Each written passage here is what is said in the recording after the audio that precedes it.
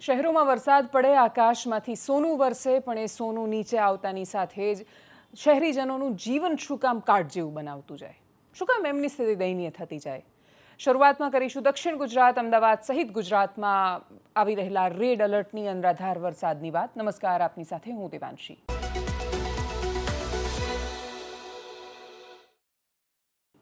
દક્ષિણ ગુજરાતમાં અતિશય વરસાદ પડ્યો છે. વલસાડમાં પૂર આવે સ્થિતિ સમજાય, કેમ કે ત્યાં કુદરતનો કોપ છે. જ્યારે શરૂઆતમાં થોડો વરસાદ વરસે ત્યારે આપણને સોનું લાગે, પણ એના પછી એક સાથે બહુ જ બધો થોડા જ કલાકોમાં વરસી જાય ત્યારે પૂર લઈને આવે. 100 વર્ષની તૈયારી સાથે જે નેશનલ હાઈવે બનાવ્યો હતો ને હમણાં જ જેની શરૂઆત કરી હતી એને બંધ કરી દેવો પડ્યો. મુંબઈને જોડતો રસ્તો બંધ થયો. સુરતથી વલસાડ ન જઈ શકાય એવી સ્થિતિ થઈ. નેશનલ હાઈવેઝ બંધ છે, યાતાયાત ઠપ પડ્યું છે. વલસાડ, બારડોલી, નવસારી સહિતના મોટા ભાગના દક્ષિણ ગુજરાતના વિસ્તારો ફરી એકવાર કુદરતના કોપના કારણે પીડાઈ રહ્યા છે. અનેક વિસ્તારો એવા છે, ઘર એવા છે કે જે પૂરના પાણીથી ડૂબી ગયા છે. માણસ બહુ જ સપના લઈને આખી જિંદગીની મહેનત એક જગ્યાએ રોકીને એક ઘર બનાવે, અને એક વરસાદનું આવેલું પૂર એ બધું જ બરબાદ કરીને જાય. પણ જ્યારે તમે 24 કલાકમાં 42 ઇંચ જેટલો વરસાદનો આંકડો સાંભળો, વલસાડના કપરાડામાં હાઈએસ્ટ વરસાદ પડ્યો છે. કપરાડા એમ પણ ગુજરાતનું ચેરાપુંજી કહેવાય કે બહુ વરસાદ પડે ત્યાં. પણ આ વખતે જે પડ્યો એ કોઈને અપેક્ષિત નહોતો. હવે માણસે બધું એ જ કર્યું જેની કુદરતને અપેક્ષા નહોતી, તો કુદરત પણ એ જ આપી રહી છે જેની માણસને અપેક્ષા નથી. પણ દક્ષિણ ગુજરાતમાંથી આવેલા તારાજીના દ્રશ્યો એ ચિંતાજનક છે. મુખ્યમંત્રી ભૂપેન્દ્ર પટેલ તરત જ એક્ટિવ દેખાયા. મુખ્ય સચિવ M.K. દાસ પણ એમની સાથે જોડાયા. સતત મોનિટરિંગ રાખવામાં આવ્યું. ડેપ્યુટી સીએમ હર્ષ સંઘવી પહોંચી ગયા. નવસારીમાં એમણે અધિકારીઓની સાથે મુલાકાત કરી, અને પછી હવે પૂરની સ્થિતિમાંથી લોકોને કેવી રીતે રેસ્ક્યુ કરવા, એ નિયંત્રણ રાખવું, એ બધા પર વાત થઈ રહી છે. પણ એના પછી વરસાદ શરૂ થયો અમદાવાદમાં. અમદાવાદમાં એટલો વરસાદ નથી પડ્યો કે જેના કારણે અમદાવાદ ડૂબી જાય કે કલાકો સુધી માણસો પાણીમાં ફસાઈ જાય. અમદાવાદ આજે ઠપ રહ્યું છે, બંધ પડ્યું છે. ઓફિસ જવા નીકળેલા માણસો 3-4 કલાકે પહોંચી રહ્યા છે. અમદાવાદના SG હાઈવે પર, કે જે મુખ્ય રસ્તો કહેવાય અમદાવાદનો હૃદય સમાન રસ્તો, એ અમદાવાદનો SG હાઈવે કે જે સતત ધબકતો રહેતો હોય છે, એ હાઈવે ઠપ પડ્યો. તમે વાહનોની લાઈન જુઓ તો કલ્પના ન થાય. 1 કિલોમીટર કાપતા 45 મિનિટ થાય.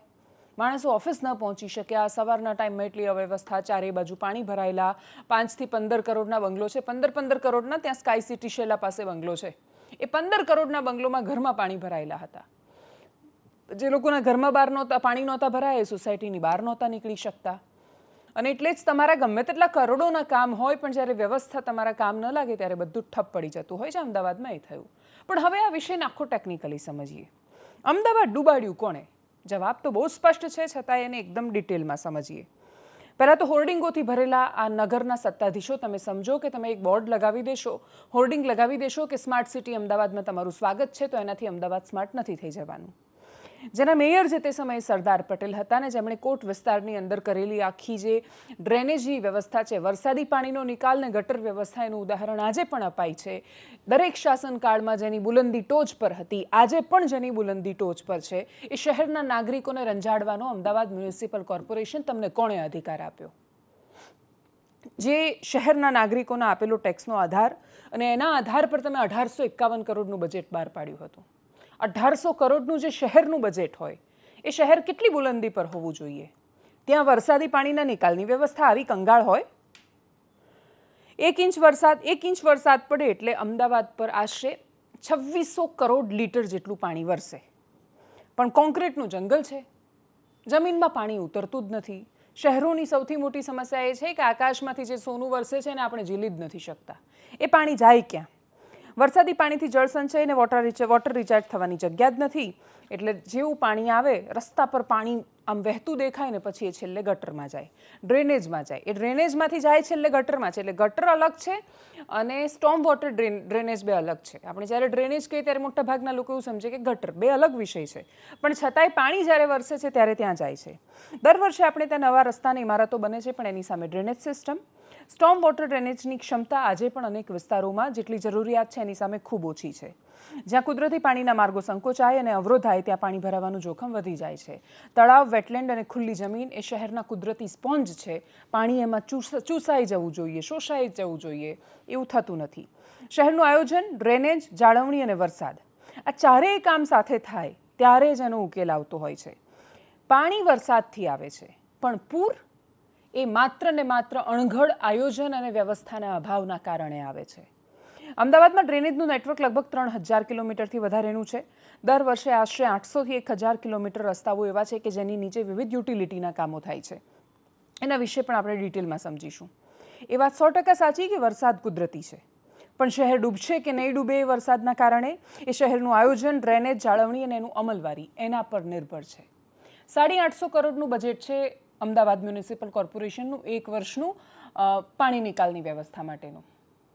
જો એ યોગ્ય રીતે વપરાયા પછી એની જાળવણી થઈ હોત, વરસાદ આવતા પહેલાં એ લાઈનો પ્રોપર સાફ થઈ હોત, જ્યાં બદલવાની જરૂર છે લાઈનો ત્યાં બદલાઈ હોત, જ્યાં પ્રોપર યોગ્ય સાફ, કેમ કે ગટરના પાણીમાંથી તમે બધું જો ગટરમાં ઉમેરાશે અને ત્યાંથી પાણી જવાનો પ્રયત્ન કરશે તો ચોક થઈ જશે. તો ગટરો તો ચોકઅપ થાય જ છે વરસાદમાં, પાણી બેક મારે છે, જઈ નથી શકતું. જેટલી સ્પીડથી વરસાદને પાણી આવી રહ્યું છે એટલી સ્પીડથી એનો નિકાલ પણ થવો જોઈએ આગળ. એ ન થાય ત્યારે આ જ થાય. આ બહુ જ સરળ છે કે પાણી આવ્યું ને ગયું, એની વચ્ચે જ્યારે એની સ્પીડનું સંતુલન ન હોય, એટલે જેટલી સ્પીડ અને તીવ્રતાથી અને જેટલી માત્રામાં પાણી આવી રહ્યું છે એટલી માત્રામાં એ પાણી જ્યારે જતું નથી બહાર, ત્યારે આ પ્રકારની સ્થિતિનું નિર્માણ થતું હોય છે. હવે અમદાવાદમાં ભૂવા પડવાના છે, એ પણ બધાને ખબર છે. એ કેમ પડશે એ પણ સમજો. ભૂગર્ભમાં એટલે નીચે જમીનમાં એની પાણીની લાઈન હોય એ લીક થાય. એ લીક થાય, ગટરની જૂની પાઇપ હોય તૂટી જાય, લીકેજની નીચેથી એની રેતી ધોવાઈ જાય અને એટલે જ જમીનની નીચે ખાલી જગ્યા પડે. આપણે ઉપરથી જોઈએ તો આપણને રસ્તો દેખાતો હોય, આપણને ખબર ન હોય, ઉપર રોડ મજબૂત દેખાય, અંદર પોલાણ બની ગયું હોય. જેવું વરસાદ પછી જમીનનું વજન એમ પણ વરસાદ પછી વધે અને પછી ભારે વાહન પસાર થાય ત્યારે રોડ અચાનક જ ધસી પડે, અંદર જતો રહે ને તૂટી જાય. અમદાવાદની જમીનમાં એમ પણ રેતીનું પ્રમાણ વધારે છે. રેતી પાણીની સાથે ખૂબ સરળતાથી ધોવાઈ જાય છે. ઘણી બધી ગટર લાઈન 30-40 વર્ષથી વધારે જૂની છે. કેટલીક લાઈન તો બ્રિટિશર્સના સમયની છે એવું પણ અધિકારીઓ કહી ચૂક્યા છે. જર્જરિત પાઇપમાં કાટ પણ લાગે છે. વરસાદ પછી સ્વાભાવિક રીતે આવી પાઇપો તૂટે છે. બીજું, રોડ નીચે સતત ખોદકામ થાય છે. આપણે જે યુટિલિટીના કામ વિશે આગળ વાત કરી, પાણી, ગટર, ગેસ, ફાઇબર ને કેબલ, તમારે ત્યાં ગમે તેવો રસ્તો બન્યો હોય, સિંક્રનાઇઝેશન છે જ નહીં વ્યવસ્થાનું. પ્રધાનમંત્રી બહુ જ બધી વાર ગતિશક્તિ યોજના અને બહુ બધું કહીને થાક્યા, પણ સિંક્રનાઇઝેશનથી કામ થતું એવું થતું જ નથી. રસ્તો બને પછી યાદ આવે ગટર બાકી છે, એ નખાઈ જાય, રસ્તો ખોદાય, ફરીથી બને, યાદ આવે કે અચ્છા આમાં તો ગેસની લાઈન બાકી રહી ગઈ. પછી બીજી કંપનીવાળા આવે કે વીજળીના કેબલ બાકી રહી ગયા, ત્રીજી કંપનીવાળા આવે, ઇન્ટરનેટના કેબલ બાકી રહી ગયા અને ખોદાતા જ જાય રસ્તાઓ. ગમે તેટલા કરોડો રૂપિયા ખર્ચ્યા પછી તમે રસ્તા બનાવ્યા હોય, એની ગુણવત્તા નથી જળવાતી. એ વખતે જ્યારે બેકફિલિંગ પણ યોગ્ય રીતે ન થયું હોય, કેમ કે ખોદ્યા પછી ભરવાના હોય, એ ફિલિંગ યોગ્ય ન થાય ત્યારે રસ્તા બેસી જાય છે, જમીન બેસી જાય છે. વરસાદ પછી આ માટી વધારે બેસી જાય છે. આખી દુનિયા શું કરી રહી છે? દુનિયામાં પણ બધે સરસ નથી. આપણે એના ઉદાહરણ સમજીએ. સિંગાપુરમાં ખૂબ વરસાદ પડે છે, પણ દેશ નાનો છે, નદીઓ અને મોટા ડેમ એમની સરખામણીએ ઓછા છે. તો એમણે વરસાદી પાણી સંગ્રહવાની શરૂઆત કરી. વરસાદનું પાણી નાળાઓ છે અને એનાથી એક મોટા રિઝર્વિયરમાં પહોંચાડે છે. એટલે પાણી આવે છે, રસ્તા પર પડે છે, પણ એ ડ્રેનેજ વોટરની સિસ્ટમથી એક મોટા રિઝર્વિયરમાં એ જ વરસાદી પાણી ભરાય છે જે કુદરત ઉપરથી આપે છે. શહેરના લગભગ 2/3 વિસ્તારનું વરસાદી પાણી ભેગું કરે છે. મરીના બેરેજ જેવી રચનાઓ સમુદ્રનું પાણી રોકે છે અને વરસાદી પાણીનો સંગ્રહ કરે છે. આ પાણી શુદ્ધ કરીને પીવા અને અન્ય ઉપયોગમાં લેવાય છે. ટોક્યો શહેરની નીચે વિશાળ એક ફ્લડ ટનલ બનાવવામાં આવી છે. ટોક્યોમાં ટાઇફૂન અને ભારે વરસાદથી પૂર વારંવાર આવતું હતું. એમણે શહેરની નીચે એક વિશાળ ભૂગર્ભ ફ્લડ ડાયવર્ઝન સિસ્ટમ બનાવી છે. આશરે 6.5 કિલોમીટર લાંબી ટનલ, લગભગ 50 મીટર ઊંડે, મોટા ઊભા શાફ્ટ અને વિશાળ ભૂગર્ભની ચેમ્બર. ભારે વરસાદ વખતે પાણી અહીંયા વાળી દેવામાં આવે અને પછી નિયંત્રિત રીતે નદીઓમાં છોડવામાં આવે. નેધરલેન્ડ્સનો રોટરડેમ હોય કે પછી ચાઇનામાં સ્પોન્જ સિટી બનાવવાની વાત, જેવી સમસ્યા એ પ્રકારના સમાધાન દુનિયાએ શોધ્યા છે. આપણે વડોદરામાં વિશ્વામિત્રી હોય, સુરતમાં તાપી હોય, અમદાવાદ હોય કે રાજકોટ હોય, વર્ષોથી વિકાસ કાગળ પર થતો જાય છે. શહેરના સત્તાધીશોએ મુખ્ય વાત એ પણ સમજવી પડશે કે માત્ર ગગનચુંબી ઇમારતો બનાવીએ છીએ એનાથી શહેરો આધુનિક નથી થઈ જતા. આધુનિક વ્યવસ્થાઓ સમસ્યાનું ઉકેલ આવે એનાથી શહેર આધુનિક થાય છે. અસામાન્ય સ્થિતિમાં પણ જે સંતુલન રાખી શકે એને વિકાસ કહેવાય. કુદરત કોપે નહીં ને બધું જ સરસ થતું હોય ત્યારે તો ક્યાં જરૂર છે? બહુ જ તમે અમદાવાદમાં એસજી હાઈવે પર જાઓ ને સરસ મજાની સ્કાયલાઇન દેખાય તો એનાથી એ શહેરનો વિકાસ થયો નથી. ઇમારતો તો કોઈ પણ બાંધી શકે છે, પણ પછી વરસાદ આવે ત્યારે એ બધું પાણી છે એ ક્યાં જશે એનો જવાબ આપણી પાસે હોવો જોઈએ. અમદાવાદની તરસ કોણ छिપાવે છે આપણને? આજે આપણે કેમ હજી નર્મદાના પાણી પર જ નિર્ભર છીએ? અમદાવાદનું ગ્રાઉન્ડ વોટરનું લેવલ અતિશય ખરાબ છે, ક્ષારવાળું પાણી આવે છે. જ્યાં નર્મદાનું પાણી નથી આવતું એ વિસ્તારના લોકોને જઈને પૂછો, જે લોકો એ વરસાદના પાણીથી નાહી છે, એ ભૂગર્ભ જળમાંથી આવેલા બોરના પાણીથી નાહી છે, સ્કિનના ડિસીઝ થાય છે, અનેક રોગ થાય છે, વાળ ખરી જાય છે ને એ સિવાયની ગંભીર બીમારીઓ થાય છે. પાણી તો એ પી નથી શકાતું. આરો લગાવો છો તો દર વર્ષે બગડી જાય છે. ફિલ્ટર બદલવા પડે એવું નહીં, કામ જ નથી કરતા આરો. એટલું ખરાબ પાણી આવે છે ભૂગર્ભમાંથી. દરેક જગ્યાએ એક નર્મદા કેટલાને જીવાડશે અને એક નર્મદા ક્યાં સુધી કેટલાને જીવાડશે? દરેક વખતે કશું તો નર્મદાનું પાણી આપો, નર્મદાનું પાણી આપો. ઉપરથી જે પાણી પડે છે એનું શું? એને બચાવવા માટેની કોઈ વ્યવસ્થાઓ કરવામાં નથી આવી. અને એટલે જ જળ સંચય હોય કે પછી ભૂગર્ભ જળના રિચાર્જની વાત, આ વાતોને જો ગંભીરતાથી નહીં લેવામાં આવે ને એમાંય આટલા મોટા શહેરોમાં એને નહીં લેવામાં આવે તો આ ચિંતાનો વિષય છે. હા, તળાવો બની રહ્યા છે નવા, પણ એ તળાવોનું મેનેજમેન્ટ, એ બનાવવા પાછળનું જે ઉદ્દેશ્ય છે એ જળવાવું જોઈએ. કાગળ પર આપણે જ્યારે એવું કહીએ છીએ ને કે એક દિવસમાં આટલા કલાકમાં આટલા કરોડ ટ્રી આપણે વાવ્યા, વૃક્ષો આપણે વાવ્યા, પણ આપણે ગ્રાઉન્ડ પર જઈને જ્યાં સુધી એનું વ્યવસ્થાપન નહીં જોઈએ. કાગળ પર માત્ર સિદ્ધિઓ બનાવવા માટેના વિકાસના કામો નહીં, એવા કામો કે જે ખરેખર આવનારી પેઢીને સુરક્ષિત કરવાના છે. આજના જ દિવસે અમદાવાદમાં પણ વરસાદ પડ્યો, એટલો જ વરસાદ ગાંધીનગરમાં પણ પડ્યો. પણ ગાંધીનગરમાં તમને ખરાબ સ્થિતિ ન દેખાઈ. ગાંધીનગર પ્લાન્ડ સિટી છે. ગાંધીનગર અને ચંદીગઢ એક જ આર્કિટેક્ટે બનાવેલા સિટી છે, ડિઝાઇન કરેલા શહેર છે, સેક્ટર પ્રમાણેની વ્યવસ્થા છે. દરેક સેક્ટરની પાસે પોતાનો બગીચો હોવો જોઈએ, બાકીની વ્યવસ્થાઓ હોવી જોઈએ. ચાલીને જઈ શકો, એક સેક્ટરમાં રહેલું માણસ આખા સેક્ટરમાં ફરી શકે ને એને બધી સુવિધાઓ મળી શકે, એક્સેસિબલ ફોર ઓલ. અને છતાંય વ્યવસ્થિત રીતે બનેલું એ ગાંધીનગરની ઓળખ છે. ગાંધીનગરની બહાર જે વિકાસ થયો એ અણઘડ વિકાસ થઈ રહ્યો છે. તમે બહારનો વિકાસ ઉપરથી નકશામાંથી સેટેલાઇટ ઇમેજથી જોવાનો પ્રયત્ન કરશો તો એ તમને સમજાશે કે ગાંધીનગર કે ચંદીગઢ જે રીતે બન્યા, જે તે સમયે એટલા વર્ષો પહેલાં આટલી અત્યાધુનિક ટેકનોલોજી નહોતી ને તોય એ શહેરો આટલા સરસ બન્યા. તો એના પછી આટલો વિકાસ થયા પછી ને ટેકનોલોજીના આટલા વિકાસ પછી આપણે આવી દયનીય અને લાચાર સ્થિતિમાં કેમ આવી જઈએ છીએ? અને જે લોકોને એવું લાગતું હોય ને કે વરસાદ પડ્યો ને પૂર આવ્યું ને પાણી ભરાયા તો બધું કુદરતી છે, આમાં સરકારને શું કહેવાનું? તો બરાબર છે, તમે સરકારને એમે કશું નથી કહેતા. ચૂંટણીમાં વોટ તમે આ મુદ્દાઓ પર આપતા નથી. કોર્પોરેશનની ચૂંટણીમાં હિન્દુ મુસલમાનના નામ પર વોટ આપવાવાળી પ્રજાએ એમ પણ પૂર પર સવાલ કરવો ન જોઈએ. એટલે આ ખાલી ટેકનિકલ માહિતી છે જાણકારી માટે કે અમદાવાદમાં આ સમસ્યા છે. અમદાવાદીઓને આ વિષય પર બહુ વિશેષ ચિંતા નથી, ના સુરતીઓને છે, ના વડોદરાવાળાને છે, ને રાજકોટવાળાને છે. એ ચૂંટણીઓમાં આપણે વર્ષોથી જોઈ રહ્યા છીએ. પ્રતિક્રિયાઓ પર નજર કરીએ, લોકો શું બોલ્યા એના પર નજર કરીએ, સાંભળીએ એમને. અમે એસજી હાઈવે હતા, ત્યાં ગાડીનું અહીંયા સુધીનું પાણી આવેલું હતું. હા, કોઈ માણસ ચાલી પણ ના શકે એટલું બધું પાણી હતું. અને ત્યાંથી અમે ગાડી બહાર કાઢી અને ગાડી બહાર કાઢવા માટે જુગાડ કરેલો અમે. પાણી ના જ ગાડી બંધ ના પડે એટલા માટે. 45 મિનિટમાં આટલું જો પાણી ભરાતું હોય તો સમજો કે 2 કલાક વરસાદ આવે તો અડધું અમદાવાદ ડૂબી જાય. કેવો લાગ્યો અમદાવાદનો વરસાદ? જરાય સારો નહીં. ઓફિસેથી રજા આપતા નહોતા, આમાં જવું કેમ આવી રીતે, તો રજા રાખવી પડી. અમદાવાદમાં પશ્ચિમમાં અત્યારે કહે છે કે 8 ઇંચ વરસાદ પડ્યો. જો ખાલી 8 ઇંચમાં તો પૂરેપૂરું નવાઈ ગયું અમદાવાદ. સર કે બીઆરટીએસનો ને મેટ્રોનો યુઝ કરો તો હવે આમાં આવવું કઈ રીતે? અહીંયાથી ત્યાં પહોંચવા માટે આપણે પલળીને તો જવું ને. અહીંયા તો બેઝમેન્ટમાં લોકોના દુકાનમાં પાણી ઘૂસી ગયા છે. સુરત વાળી થઈ છે અહીંયા પણ. અમદાવાદમાં સુરત વાળી થઈ પહેલા વરસાદમાં. હા, પહેલા વરસાદમાં એ પણ 45 મિનિટ જ વરસાદ આવ્યો છે. ફેલ છે, ડ્રેનેજ સિસ્ટમ જ ફેલ છે આખી. પ્રી મોન્સૂન કરો પાણી ઉતરી બી ગયા. કર્યું છે તંત્ર એવું દેખાય છે. પાણી વહેલા ભરાયા તો છે પણ સામેની સામે ઉતરી પણ ગયા છે વહેલા. સુરત જેટલો પડ્યો હોય તો અહીંયા પૂર આવી જાય. સુરત જેટલો પડે પૂર આવી જાય, વાત સાચી છે.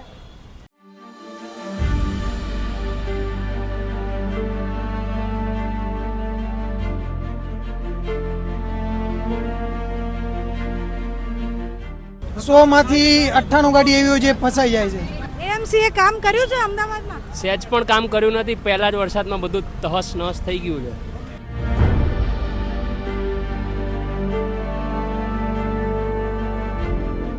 સ્કૂલેથી છોકરાઓને લેવા જવામાં તકલીફ પડે છે.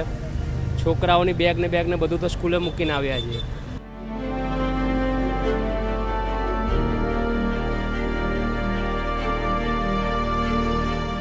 અરે ભાઈ આમાં વાંધો જ એવો હે અમદાવાદમાં કે પહેલેથી આ લોકો ડ્રેનેજની પાઇપ ને એ લોકો બદલાતા નથી. કામ જરાય નથી થયું. એએમસી ખાડે ગઈ છે તંત્રની જેમ. હવે સીજેપી જે દિલ્હીમાં પ્રોટેસ્ટ કરે છે એવી અહીંયા કરવાની જરૂર છે. વડોદરા જિલ્લો છે એમાં પણ વધારે વરસાદ પડી શકે છે, એટલે કે લગભગ 5 થી લઈને 10 ઇંચ, એકાદ સ્પેલ છે કદાચ અમુક તાલુકામાં 10 ઇંચ ઉપર પણ જઈ શકે છે. એવી જ રીતે છોટાઉદેપુર અને ગોધરા જિલ્લો, આમાં પણ અત્યંત ભારે વરસાદની સંભાવનાઓ અત્યારે લાગી રહી છે. બીજું છે અમદાવાદ અને ગાંધીનગર. મધ્ય ગુજરાતમાં અમદાવાદ અને ગાંધીનગર છે એમાં પણ હવે સામાન્ય કરતા વધુ વરસાદ પડવાની સંભાવનાઓ છે. છેલ્લા 2 દિવસથી અલગ અલગ મીડિયાના મારફતે હું જે તંત્રને પણ આમ તો ચેતવણી આપી રહ્યો છું કે હવે આપણે એનડીઆરએફ ની ટીમો તૈયાર રાખવી જોઈએ. એટલે હું આપના માધ્યમથી પણ કહું છું પાયલબેન કે હવે મધ્ય ગુજરાત અને ઉત્તર ગુજરાતની એનડીઆરએફ ની ટીમની જરૂર પડશે, કેમ કે હવે વરસાદ એવો પડવાનો છે. હજુ તો શરૂઆત થઈ છે મધ્ય ગુજરાતમાં. આ વરસાદ આજે રાત્રેથી રૌદ્ર સ્વરૂપ ધારણ કરે અને મધ્ય ગુજરાત અને ઉત્તર ગુજરાતમાં આવનારા 48 થી 72 કલાક દરમિયાન મેઘ તાંડવ જોવા મળે તેવી શક્યતા પૂરેપૂરી દેખાઈ રહી છે. એમાં અમદાવાદ, ગાંધીનગર છે પણ બાકાત નથી રહેવાના. નીચાણવાળા વિસ્તારોમાં ખાસ મુશ્કેલી ઊભી થાય તેવી પૂરેપૂરી શક્યતાઓ છે. એ સાથે અરવલ્લી જિલ્લો અને સાબરકાંઠા જિલ્લો, આ 2 જિલ્લા ઉત્તર ગુજરાતના એવા છે જેમાં પણ અતિ ભારે વરસાદનું એક સ્પેલ જોવા મળે તેવી પૂરેપૂરી શક્યતાઓ છે. અને એમાં પણ જે અમુક નીચાણવાળા ગ્રામ્ય વિસ્તારોથી લઈને નદી કાંઠા વિસ્તારમાં રહેતા લોકોએ સલામત સ્થળે ખસી જવું અત્યારથી, કેમ કે હવે 48 થી 72 કલાક દરમિયાન આ અરવલ્લી અને સાબરકાંઠાના નીચાણવાળા વિસ્તાર અને નદી કાંઠાના વિસ્તારમાં રહેવું જોખમી ગણાઈ રહ્યું છે મારી દ્રષ્ટિએ અત્યારે. એ પછી પાટણ, મહેસાણા છે એમાં પણ ભારેથી અતિ ભારે વરસાદની શક્યતાઓ રહેલી છે. મધ્ય ગુજરાતનો આણંદ, નડિયાદ, ખેડા હોય એ જે વિસ્તાર છે એ વિસ્તારની અંદર મધ્યમ વરસાદ, પણ સામાન્ય તો નહીં જ હોય, મધ્યમ વરસાદ છે ત્યાં પણ જોવા મળી શકે છે. પણ રાતમાં વધારે વરસાદ આવ્યો એના કારણે હમણાં પૂર જેવી સ્થિતિ છે, એટલે અમે ડિઝાસ્ટર મેનેજમેન્ટ સાથે સંકલનમાં રહીને અમે જેટલા લોકોને જ્યાં અલગ અલગ વિસ્તારમાં, વલસાડ જિલ્લામાં વલસાડ, ઉમરગામ, પારડી, વાપીમાં અમે લોકોને રેસ્ક્યુ કરાવી રહ્યા છે. સાથે અમારા ભૂપેન્દ્ર પટેલ સાહેબ અને ઉપમુખ્યમંત્રી હર્ષભાઈ સાથે પણ વાતચીત થઈ છે. અમે એડિશનલ એનડીઆરએફ ટીમને, એસડીઆરએફ ટીમની પણ માંગણી કરી છે. એ પણ અમારી રાજ્ય સરકાર મોકલી રહી છે. અને સાથે સાથે હેલિકોપ્ટર પણ અમે માંગ્યા છે, જેના થકી જેમને પણ એરલિફ્ટ કરવાનો હોય એમને એરલિફ્ટ પણ થઈ શકે એવું અમે કરી રહ્યા છે. અને અમારી ટીમ બધી મેદાનમાં છે. હમણાં હું પણ આજે દિલ્હીથી સ્પેશિયલી હમણાં હું આવી જઈશ આના માટે, કારણ કે ત્યાં આપણે ઉભા રહીને બધું વાત કરાવીએ તો લોકોને મદદ થઈ. અને છેલ્લી વાત એક એવા આંદોલનની કે જેને ઇગ્નોર કરાયું. જો શરૂઆતમાં એ લોકોને સાંભળી લીધા હોત તો આ સ્થિતિનું નિર્માણ ન થયું હોત. મને બહુ જ સારી રીતે સમય યાદ છે કે જ્યારે કોકરોચ જનતા પાર્ટીનું ઇન્સ્ટાગ્રામ પેજ બન્યું અને ઇન્સ્ટાગ્રામ અકાઉન્ટ બનતાની સાથે જ અમે આખી ઓફિસમાં એ ચર્ચા કરી રહ્યા હતા કે આ જો લોકોની અંદર એ આક્રોશ ન હોય છોકરાઓની અંદર પેપર લીકને લઈને, તો એ શક્ય જ નથી કે આ પેજ પર અચાનક જ આટલા બધા ફોલોઅર્સ વધવા માંડે. જે લોકો સોશિયલ મીડિયા પર કામ કરે છે એમને ખબર જ છે કે ઓર્ગેનિકલી વધી રહ્યા હતા. એ વખતે આખા મુદ્દાને ગંભીરતાથી લેવાની જગ્યાએ, એ લાખો કરોડો લોકોનો આક્રોશ છે એવું સમજવાની જગ્યાએ શું કહ્યું, ચાઇનીઝ ફોલોઅર્સ છે ને પાકિસ્તાનવાળા લોકો ફોલો કરે છે ને બાંગ્લાદેશવાળા ફોલો કરે છે. અભિજીત દીપકે પેલા સ્ક્રીનશોટ લઈને મૂક્યા કે જુઓ ભારતીયો છે બધા, આ દિલ્હીમાંથી આટલા છે ને મુંબઈમાંથી આટલા છે, ડેટા મૂક્યો. એના પછી પણ તમારી સામે ઉઠતા દરેક અવાજને અને દરેક પ્રશ્નને દરેક વખતે ચાઇનીઝ અને પાકિસ્તાની કહી દેવાની જે વૃત્તિ છે એના કારણે આ એક તો આંદોલન શરૂ થયું છે. એ પેજ બન્યું ને એના પછી એ મુદ્દો બહુ જેન્યુન લાગ્યો ને પહેલી વાર જ્યારે એના પર સવાલ થયો ને સરકારે, જો ત્યારે આજે જે બધું કહેવાઈ રહ્યું છે એ વખતે કહી દીધું હોત તો આ મુદ્દો કે આ સ્થિતિ જ ન આવતી. પણ અહંકાર જ્યાં આડે આવી જાય અથવા એવું લાગે કે આપણે કોઈને પણ પાકિસ્તાની કે ચાઇનીઝ એજન્ટ કહી દઈશું એટલે દેશ માની જશે, તો આ જે પેઢી છે એવું માને એવી નથી. મને એવું લાગે છે કદાચ એજ ગેપ પણ બહુ જ નડી ગઈ. નેતાઓ સમજી જ નથી રહ્યા આ જેન્ઝીને, એ શું કહી રહ્યા છે, કેવી રીતે કહી રહ્યા છે એમને નથી સમજી રહ્યા. એ પણ નથી સમજી રહ્યા કે તમે સોશિયલ મીડિયા પર ઇન્ફ્લુઅન્સર્સને પૈસા આપીને જો એવું કહેવડાવશો કે આ આંદોલન આમ થઈ રહ્યું છે કે આમ થઈ રહ્યું છે ને એમાં તો આ બધું કરવામાં આવ્યું છે, એક જ પ્રકારનો પ્રોપોગેન્ડા ટીવીમાં ચાલશે તો એ ટીવીને નહીં જુએ. બીજું કે ટીવી પર જે રીતે ખર્ચો કરીને સરકાર એક પ્રકારનો નેરેટિવ ચલાવવાનો પ્રયત્ન કરી રહી છે, ટીવી જોતી જ નથી આ પેઢી. જે લડી રહ્યા છે તો નથી જોતા ટીવી. એટલે તમે ટીવીમાં આવતી વાતોથી એમના આંદોલનને કોઈ અસર કરી દેશો એ વાત પણ બહુ અલગ છે. પ્રશ્ન માત્ર બહુ જ વહેલા વાત કરવાનો હતો. સરકાર એ સમય ચૂકી ગઈ. એ ચૂક્યા પછી જો હવે પણ વાત નહીં કરે તો આ સ્થિતિ બહુ સારી નથી. દરેક વખતે તમે દરેક ઘટનાને જો માત્ર અહંકારથી જોવા જશો તો શું થશે? અને એટલે જે વાતોને બાજુ પર મૂકીને આમ સરસ લવ રિએક્ટ કરી રહી છે ત્યાં છોકરીઓ છોકરાઓ બધા જેમને જોઈ રહ્યા છે, એ સિવાય એટલું બધું બોલી રહ્યા છે, એમની ભાષા નથી સમજાતી, જે પેઢીને સતત બદનામ કરી એ પેઢી આજે કોઈ જ ડર વગર આંખોમાં આંખો નાખીને પ્રશ્ન કરતી થઈ ગઈ. એક છોકરી રિયા આહિર એનું નામ છે, અને રિયા આહિર મોડેલ છે મુંબઈમાં. એ સીધી જ પોલીસની વેનની આગળ આમ હાથ કરીને ઊભી રહી ગઈ છે. એક છોકરી, એકલી છોકરી, રિયા એનું નામ, અને મુંબઈમાં એ ઊભી રહી ગઈ. એ તસવીર કદાચ આંદોલનની બહુ શક્તિશાળી તસવીર છે. હવે તમે પ્રત્યેક વ્યક્તિની સાથે કેવી રીતે એવું જોડશો કે આને આ ફંડ છે, આને આ ફંડ છે? અમદાવાદમાં જ્યારે આંદોલન થઈ રહ્યું હતું ત્યારે એક મા હતી કે જે આંખમાં પોતાના બાળકને તેડીને આવી હતી. બહુ જ નાની છોકરી છે એમની. અને એમને જ્યારે પૂછ્યું, અમારા રિપોર્ટર છે એમણે જઈને, કે તમે કેમ આવ્યા છો? તેમણે કહ્યું કે ડર લગતા હે, મને ડર લાગે છે, હું આ બધું જોઉં છું ત્યારે એક મારી છોકરી આ સ્થિતિમાં આવશે તો. એટલે જ્યારે દરેક વ્યક્તિના મનમાં પોતાના બાળકના ભવિષ્યને લઈને ડર લાગવા માંડે ત્યારે સરકારો માટે સચેત થઈ જવાનો સમય હોય છે. અપેક્ષા રાખીએ કે સરકાર આ મુદ્દાને ગંભીરતાથી લે. ગંભીરતાથી લેતા જ હશે, પણ કદાચ એ જેવી રીતે ટેકલ કરવું જોઈએ અથવા એને સંભાળવું જોઈએ એ રીતે સંભાળી તો નથી શકતા. એમણે બીજું આ એ જ સરકાર છે કે જેણે જે તે સમયે જેન્ઝીઓને સૌથી પહેલાં અપ્રોચ કર્યો, એમની સાથે વાત કરી, એમને બહુ બધી મુવમેન્ટ સાથે જોડ્યા. એટલે એવું એ નથી, પણ ખબર નહીં શું સમસ્યા આવી ગઈ છે કે 1.5 મહિનાથી ચાલતું આંદોલન એમને દેખાયું જ નહીં ને સંભળાયું જ નહીં, અને આટલું મોટું થઈ ગયું એમના નાક નીચે, અને પછી હવે એમને ખબર પડી રહી છે કે આ તો સરકી રહ્યું છે હાથમાંથી. એ મુદ્દો સરકીને ખોટા મુદ્દાઓને ખોટા હાથોમાં જાય એ પહેલાં સરકારે એને સંભાળી લેવી અપેક્ષા. સાંભળીએ પ્રોટેસ્ટર્સને, આંદોલનકારીઓને જે સતત બોલી રહ્યા છે. અભિજીત તિબકેને પણ સાંભળીએ એમણે શું કહ્યું. तो मोदी जी, मेरी आपसे फिर से रिक्वेस्ट है, धर्मेंद्र प्रधान का इस्तीफा ले लीजिए, वरना बात सिर्फ धर्मेंद्र प्रधान के इस्तीफे की नहीं रहेगी, बात आपके इस्तीफे पर भी आ जाएगी, और वो आएगी जैसी आपकी हरकतें आएगी, वो इतना तो मैं आप लोगों को कहता तो आएगी बात. गलती से देगा तो नहीं. स्टूडेंट की सुन लीजिए, एक इनकॉम्पिटेंट, एक फेल्ड मिनिस्टर इस देश के करोड़ों स्टूडेंट से ज्यादा इम्पोर्टेंट नहीं हो सकता. और अगर एक फेल्ड और इनकॉम्पिटेंट मिनिस्टर इन करोड़ों स्टूडेंट से ज्यादा इम्पोर्टेंट है तो याद रखना, चुनाव में आपको इनमें से कोई भी वोट नहीं करेगा. जो हमारे स्टूडेंट्स हैं वो सड़क पे हैं, तो सारे के सारे ऑपोजिशन एमपीज को लगा कि हमें भी सड़क पे होना चाहिए, तो हम चाहते थे कि सारे के सारे ऑपोजिशन एमपीज इंडिया गेट जाएं. उन्होंने मना कर दिया, रोक दिया. फिर हमने कहा कि 30 जनवरी जाना चाहते हैं. यहाँ पे इन्होंने ये बस लगा दी है, और यहाँ पे ये बस लगा दी है, और ड्राइवर मतलब निकल के छोड़ दिया बस को. यहाँ पे हम आगे नहीं जा पा रहे हैं. बट मेन मैसेज है स्टूडेंट्स को, अगर जितेंद्र जी ने बोला कि कहीं भी बात हो सकती है, तो फिर हम लोगों ने ऑलरेडी सजेस्ट कर दिया जंतर मंतर आ जाइए, या तो कोई न्यूट्रल एवेन्यू, न्यूट्रल प्लेस आ जाए, जैसे कॉन्स्टिट्यूशन क्लब ऑफ इंडिया है.